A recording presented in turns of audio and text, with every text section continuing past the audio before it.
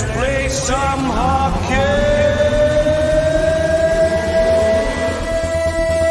tonight. Energetic, passionate, and savvy. Gouche Live. Brought to you by the good people at the Hockey News and Sports Illustrated. And now, ladies and gentlemen, the Gouche. Hey, welcome to another episode of Gouche Live right here at Gouche Live Productions headquarters.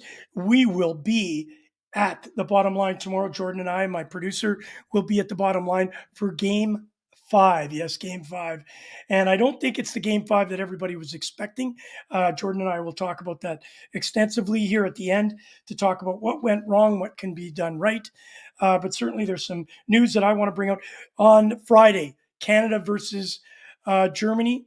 What a great showing when you think about it. It's the World Hockey Championships. It will be Tim Stützle for Team Germany going up against Canada. I'll be talking a little bit more about that on Saturday. I'm hoping to get a chance to have Franz Reindl from the DEB, German Ice Hockey Federation, on, and we can talk about whether Canada or Germany won. Of course, I'm going to say Canada will take this game.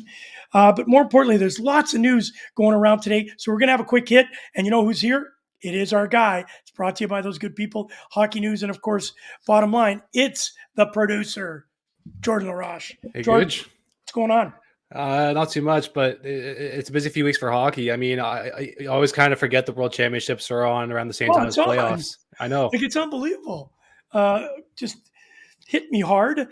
Chris Streeter's going over as one of the goaltenders. Really excited about that. Obviously, as some teams get knocked out, teams will be picking players up. I wonder how many Leafs will be going. The Leafs are falling. All right, we'll talk about that in a sec. Hey, my good friend. It sounds like I really know him.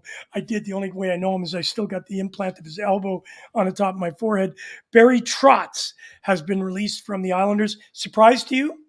Not really. I mean, granted, he's done some really good work while he's been there. I mean, 2 back-to-back conference finals against the Tampa Bay Lightning, who won both of those. But at the same time, I mean, Barry Trotz has been around for so long and one of the winningest head coaches in the NHL right now.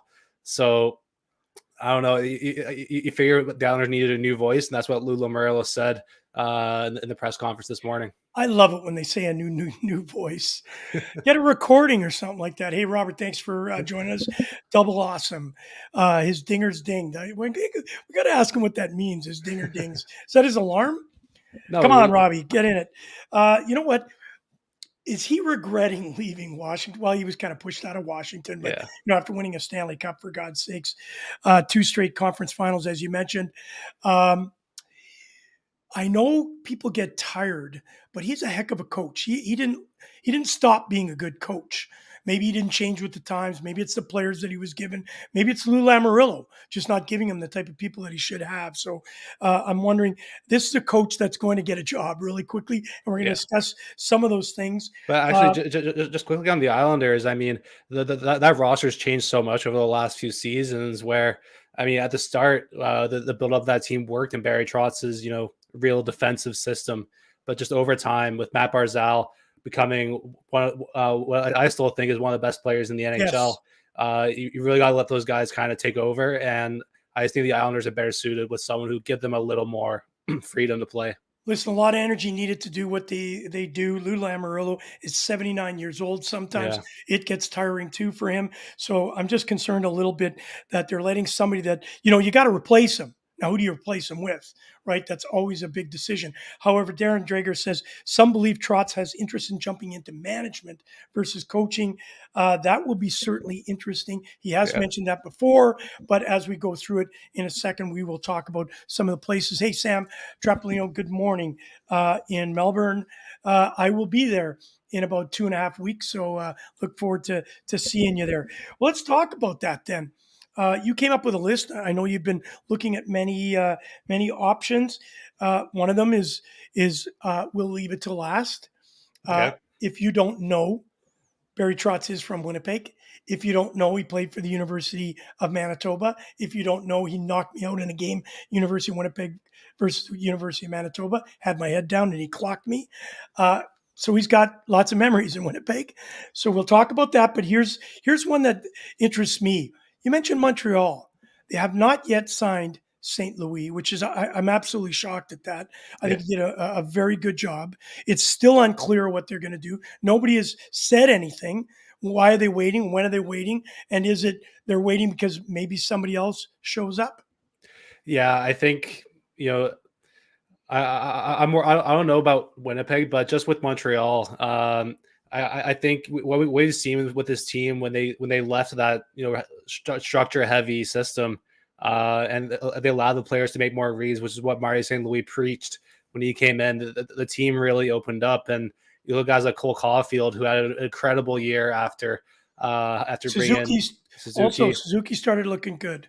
Yeah, so I'd be wary about Montreal bringing him in just because it's still a young team, and I think if those guys can grow with a coach like Marty St. Louis, I think that's probably the best case scenario for them. Right. Hey, Jordan, thank you for joining my Jordan all the way in Sydney. I will be bringing your Sydney Bears stuff with me. Don't forget. All right. Florida is an interesting talk. Quinville was fired after the Kyle Beach situation. Andrew Burnett has been the interim coach. I think they're going to wait till after the playoffs here. Yeah. Obviously, if the Florida Panthers bow out after winning the President Cup, there's no question Mr. Brunette will not have a job. He'll be unemployed or looking for a new place to go. And that's when maybe Trotz steps in there. However, a lot of these general managers, if they see somebody on the market and they want them, they're going to go after them quickly. They're not going to wait because there's going to be a bunch of people knocking on the door for Barry Trotz. But we also, interesting looking back, the fact that he's mentioned management. He has had lots of being a head coach is a tough role. And sometimes you do get tired. And we saw that with Paul Maurice, changing the voice. Your thoughts on Florida? Again, very similar to the Montreal case where this is a really skilled team where I don't know if they'll flourish, but who knows? I mean, if this series against Washington goes south, and I mean, it kind of seems like everything's in shambles. I mean, I don't see why they wouldn't bring him in. I mean, you can develop Huberdeau, Barkov, and those guys into kind of grow their two-way game. And granted, Barkov, I think, is already one of the best two-way players in the league. So who knows? It could work. It could work down in Florida. Well, we'll see tonight. Florida takes on the Washington Capitals. And if the Washington Capitals go up 3-1, I think there's going to be a lot of noise already put onto Burnett and what he needs to do to make that team where they should be. They should be beating. I know that you've picked Washington as an underdog, but realistically, when you compare the rosters with all the talent both of those teams have, I think you got to give goaltending should be to Florida. I think you've got to give defense to Florida.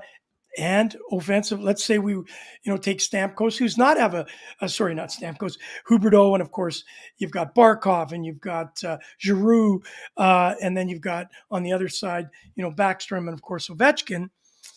Maybe let's wash the offense, but certainly something's not clicking in Florida at this moment. Another team that you've brought up here is the Chicago Blackhawks. Talk to me about that. Yeah, they brought in Dave King halfway through the season, and kind of bringing him out of the AHL into the NHL. It hasn't really worked.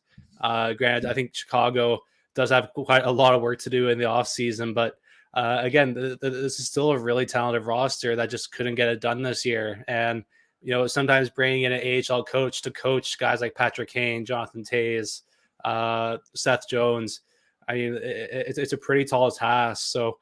Again, the Chicago team has a good core for a defensive system with guys with Seth Jones. They were together, Jones and Trotz, when we were in Nashville together. Yep. So he already had that connection with one of their best defensive players. So again, I think Chicago is definitely a leading option for Trotz. All right. I'm not sure. I think that Trotz would be better suited in another. I'm not sure he's going to be a coach that wants to build a future. I think he's going to get into an established veteran type team and be able to work magic with them. And that could be the Winnipeg Jets. Philadelphia Flyers, whom you mentioned, Mike Yeo, after the firing of Alan Vigneault, it's a mess. I don't think he's even going to look at that. I think he's going to bypass, collect his $200 as he goes past go and just moves on from there. I agree 100%. I mean, just Philly's a disaster right now, and they have very little to be excited about. Well, I'm going to be in Philly. I'm not sure you're there yet, but I'm going to Philly. I'll let you know what the groundswell is there. But there's another team that you mentioned that's very interesting, Detroit Red Wings, which again is a team that's up and coming and developing this young core of talent. Fans are making it very loud. They want a new coach. Yeah, and I mean, if you look at some of the other names that are out there, that are going to be out there this offseason, I mean, Claude Julien, David Quinn. There's another big name. Can't find it right now, but There may be a couple of firings yeah, after this exactly. first round. So I do think Detroit will bring established head coach, but Yes, I agree. I don't know about Barry Trotz. Like you said, I don't think Barry Trotz wants to go into a development kind of system. Plus, he's a very defensive first, and then lets the offense. And I like this Detroit team. I think they've got a really good core there of offensive talent. So we'll just we'll keep our ear to the grindstone. I'm just going to say this on Winnipeg Jets. I think he fits in nicely there. I think they need to have a better defensive structure. They've got some very good parts. It's an older team. So I will be talking to Scott Taylor on Saturday, and we'll find out what his thoughts are on that. Hey, let's move quickly to the Norris Trophy candidates have been named. Any surprise? No. You want to read them? Hedman, Makar. Right off the bat, who do you pick? Just don't even look at the stats yet. I want to hear who you pick. Roman Josi. I mean, I've been high on him a lot this year, and be able to finish top 10 in the NHL, not just defenseman, the whole NHL in points, assists, is definitely remarkable for a defenseman to do. Yeah, you know what? I was leaning towards Josi too, but just watching Cale Makar play and what he means to that back end at a very young age, and just to see where he will be, just to have a vision of where he's going to be, I think he's going to win a bunch. I think he may even lead the NHL in scoring one day. I think he'll be the first to break the 100-goal mark. So I'm going to give him some time. I'm not going to pick him. I'm going to go with you. Josi, I think, deserves it, coming close to the 100-point mark. And where would the Nashville Predators, even though they're down 3-0 right now, where would they be without him on that back end? Talk to me a little bit about Josi. 23 goals, 73 assists, 96 points. I mean, he did it while logging well over 20 minutes a night. I mean, just a guy who has the full 200-foot game. I mean, you look at that points number, and you almost think he's a first-line center. But I mean, Josi is one of the most responsible defensive D-men I've seen in the league, while being able to jump up into the rush. I mean, if you just watch him play, the speed he has, the skill he has, it's remarkable to watch. He's the first guy up the ice and the first guy back. And I mean, to be able to do that for 82 games is just incredible. And if you look at Nashville as a whole, that D-core wasn't great this year. You factor in losing Ryan Ellis. I mean, that's a pretty big loss in your back end. So Josi had to step it up, and he did. Well, Ryan Ellis is just probably shaking his head. What the heck am I doing in Philly? Hey, it sounded like you were talking about Cale Makar there for a second. I know. First in, first back. Yeah, listen to these numbers. This is a first-line centerman on the Leafs. Well, no. Cale Makar, 28 goals, 2 away from 30, 58 assists, 86 points, a plus 48. Like, that's staggering.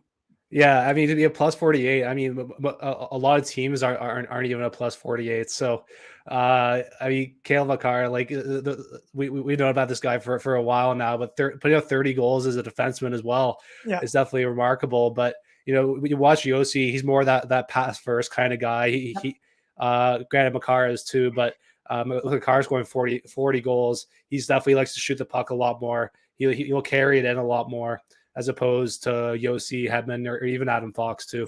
You know, you could see this kid maybe reaching 50 one day. I just think he's got that much talent, 100%. That much potential, of course. And what's really cool about this, we're talking about the first defenseman overall, it's Josi.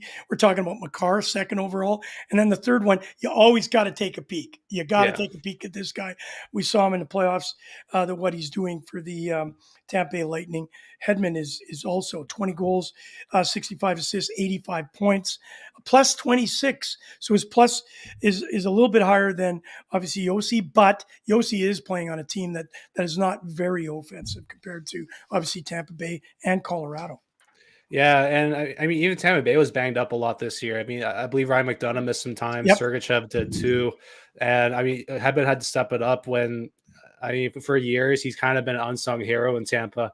When you watch him play, he stands out. But just if you just look around the league, Kevin doesn't get talked about a ton. It's usually Kucherov, Stamkos, Vasilevsky when you talk about Tampa. But I mean, I think Hedman's the guy who drives the bus there, and I think if he ever goes down in the series, I think Tampa Bay looks like a very different team.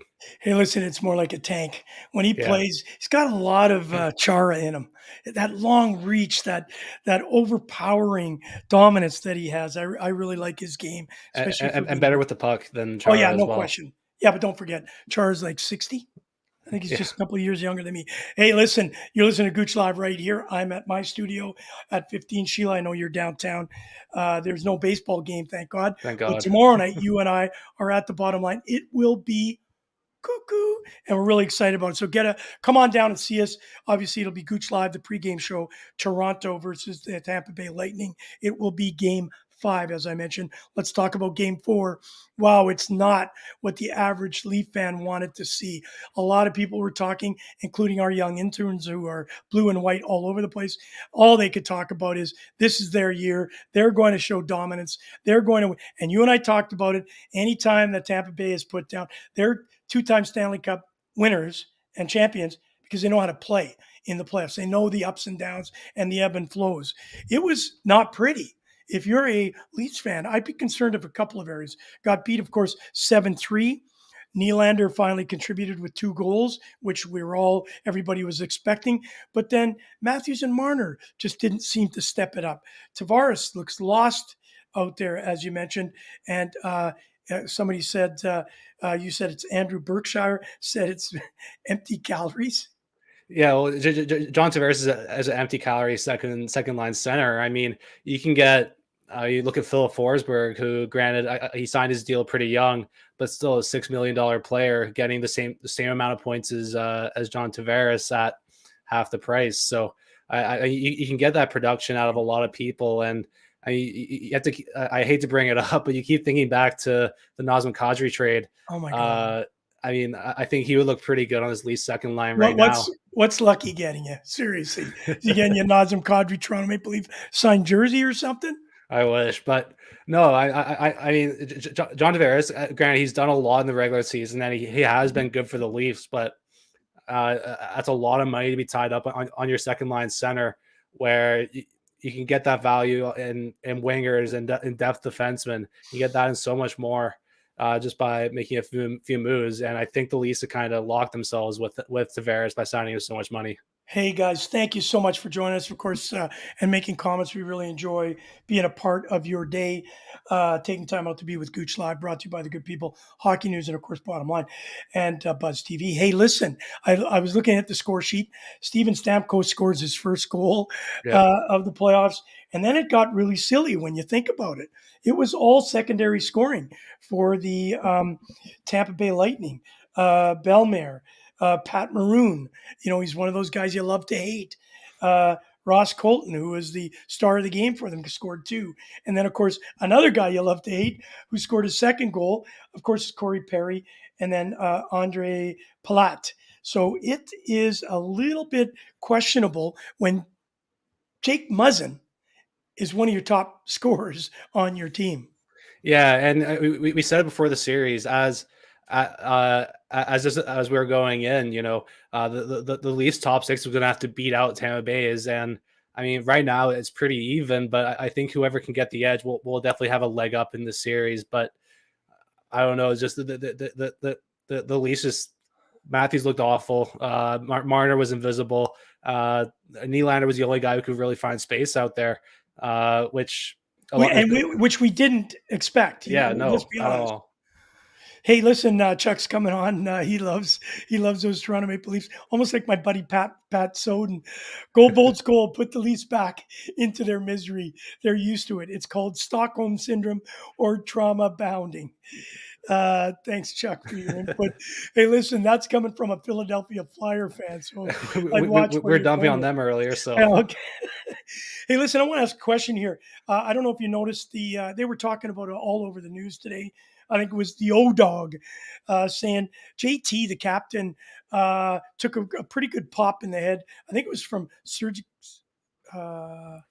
defenseman, Oh, Sergachev. Sergachev. Yeah, and he instead of him popping him back, he looked for the ref to get a call. I think it was 5-0 in the game, and that's where they all said the Leafs need that grit now. JT should have, as we saw last year when Ben Sherrod ragdolled Austin Matthews. That's what they need. They need a little grind it out. Hey, don't look for a penalty. You don't need a penalty. It's 5-0. Go and give him a guy a shot in the head. Show that you got a little bit of emotion. Show that the blood's boiling a bit. Yeah, especially from your captain too. I mean, that's the guy you want, kind of empowering the guys, motivating the guys, and just pushing them a little more. I mean, when he kind of caves in and just kind of like looks up, like, come on, Yeah.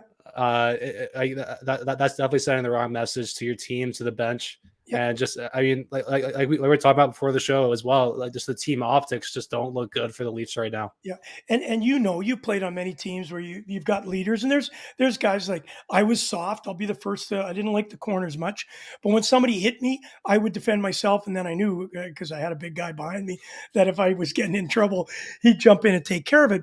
But you got to show that. You got to. Yeah. There's a classic example. Johnny T could have done a lot for his team. Everybody's bitching and complaining about his production, all that. Put that aside. There's where he could have stepped up and gave him a little shot. And certainly got some buy-in. Chuck's throwing it back. The Flyers will get Trotz and Mitch Korn.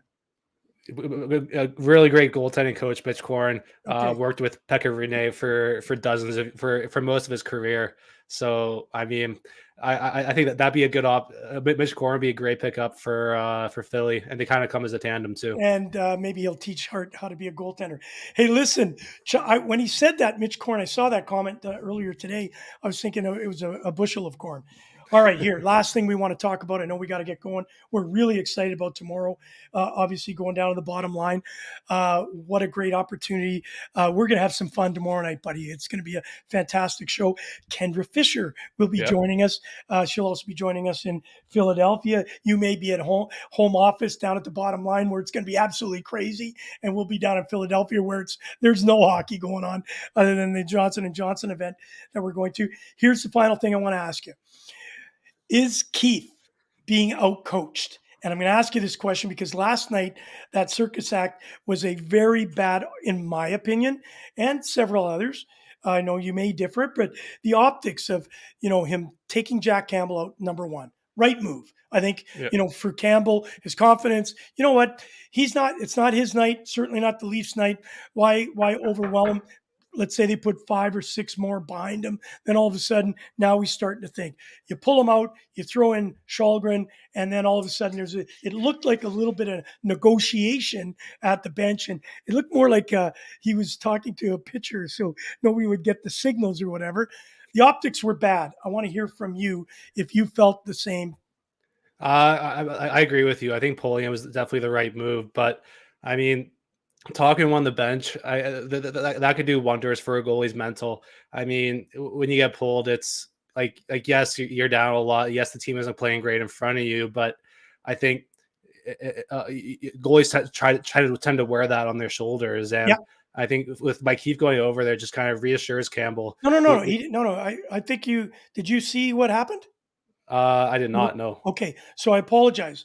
I should have prepped you a little bit more for it. So I know that you've been doing a lot of work for us, so I apologize for it.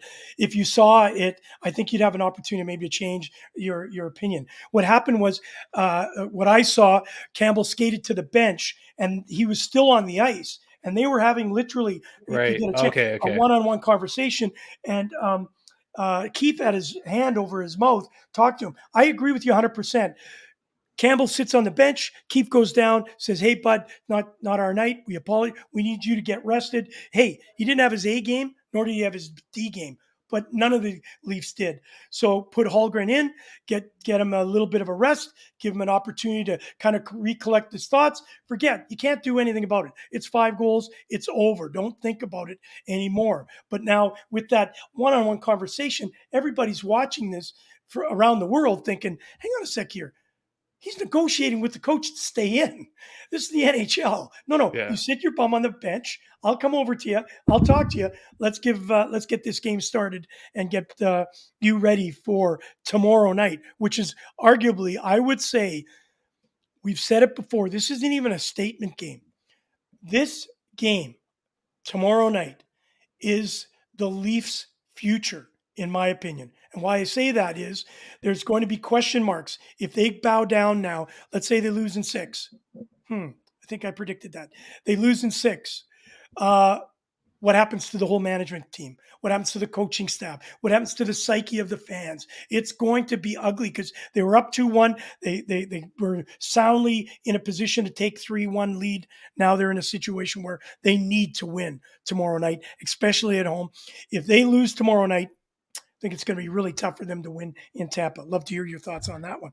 Yeah, I do agree. I think that this, like you said, it's as close to a must win as you can get, and it's very similar to how the Rangers kind of ended their season. I mean, one game can literally have everyone axed. It's the red wedding where just where blood will spill. So you're totally right. I think we spoke about it a little bit in the group chat as well the other day. I mean, I think Keith's the first guy to go. And then, no question. And then you have to really take a deep look at Dubas and the rest of the upper management, because again, just the recipe hasn't worked.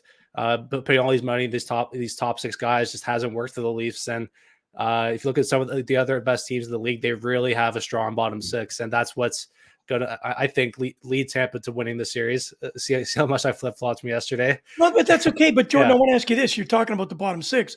For God's sakes, we don't even see the top 6 from either team actually being total dynamic. So you're right. When your top 6 equal themselves out, whether they play great or they play poorly, you need that bottom 6. And I think, I don't know if you got a chance to see, I'm just going to post this up, and this is the final comment for you.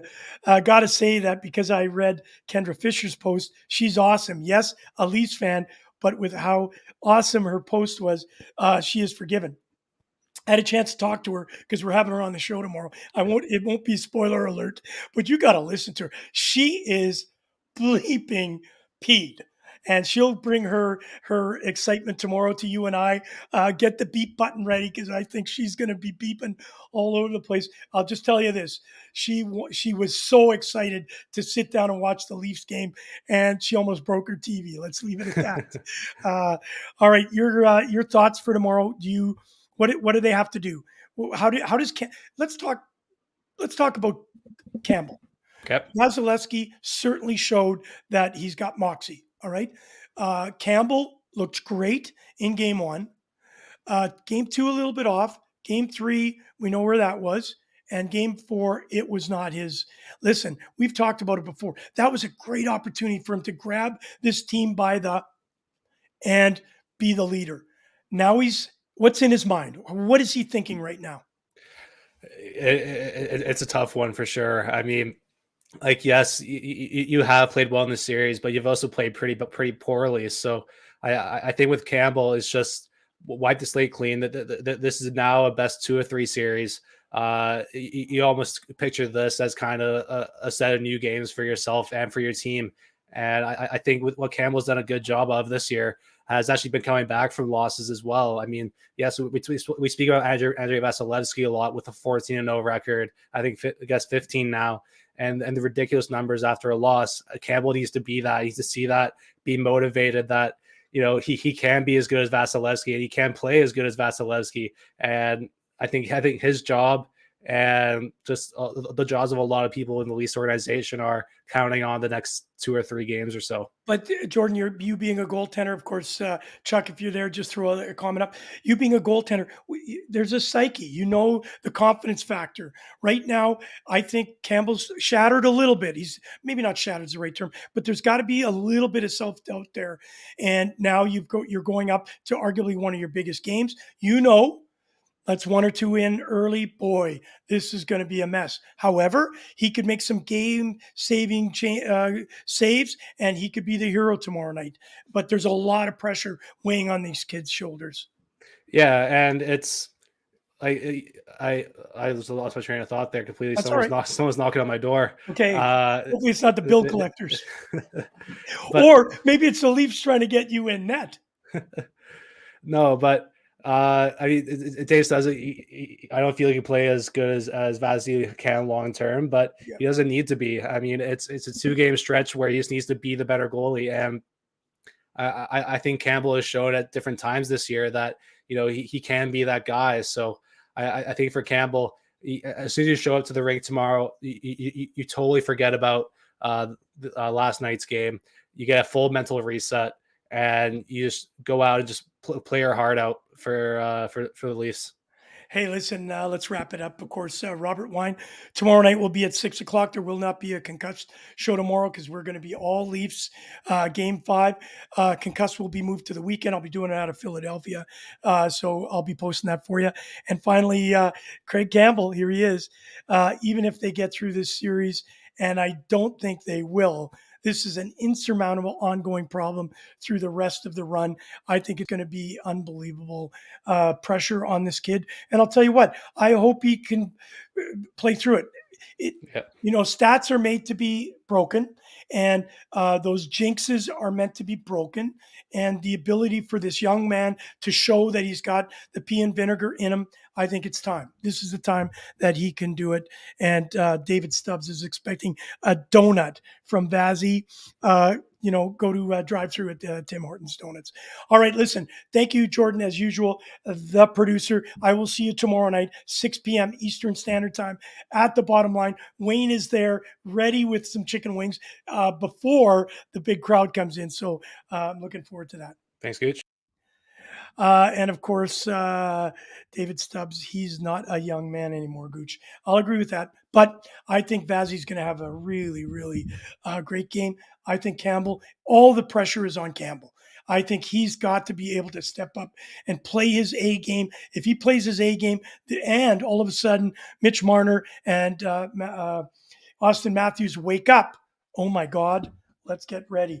Hey, listen, of course, Jordan and I didn't have time to maybe talk about it tonight. Don't forget there's some other games going on. His New York Rangers. We'll talk about it tomorrow before the start of the show. New York Rangers up against Pittsburgh. Wow. Thank you, Sam, for pulling it up. I didn't want to ruin Jordan's evening. Colorado, Nashville. I think this is over tonight. Calgary, Dallas. I'll tell you what, if Calgary does not win this game, Calgary is in some deep trouble. All right, you've been watching Gouche Live. We look forward to seeing you tomorrow night at the Bottom Line, 6 p.m. Eastern Standard Time, brought to you by the good people at the Hockey News and Buzz TV. Good night. You've been listening to Gouche Live with your host, Kerry Goulet, better known as The Gouche, brought to you by the Hockey News and Sports Illustrated.